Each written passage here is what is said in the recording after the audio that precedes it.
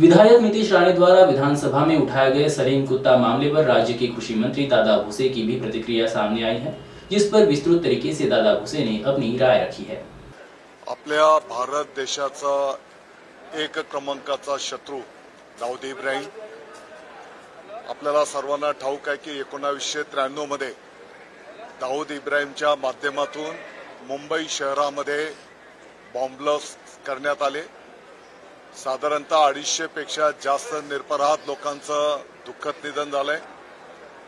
700 निरपराध लोक त्या ठिकाणी जखमी झाले, हे आपल्या सगळ्यांना ज्ञात आहे। आणि या कटामध्ये प्रमुख आरोपी असलेला सलीम कुत्ता हा दाऊद इब्राहिमचा प्रमुख शूटर, ज्याने या बॉम्बस्फोटची अंमलबजावणी केली। या सलीम कुत्ताच्या सोबत नाशिकचा आताही या क्षणाला पण उबाठा शिवसेनेचं महानगर प्रमुख सुधाकर बडगुजर याच्या फार्म हाऊसवर त्या सलीम कुत्ताच्या सोबत डान्स पार्टी संपन्न झालेली आहे।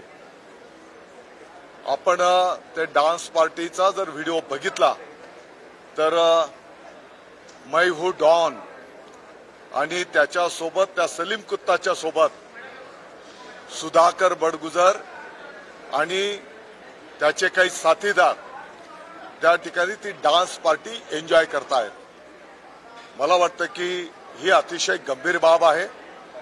देशद्रोहांशी असलेला हा इतका जवळीकीचा संबंध, आणि म्हणून आज सभागृहामध्ये या संदर्भामध्ये एसआयटीच्या माध्यमातून चौकशी करण्याची जी विनंती करण्यात आली ती मान्य करण्यात आलेली आहे।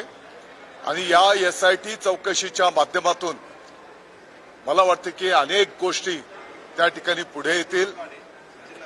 सुधाकर बडगुजर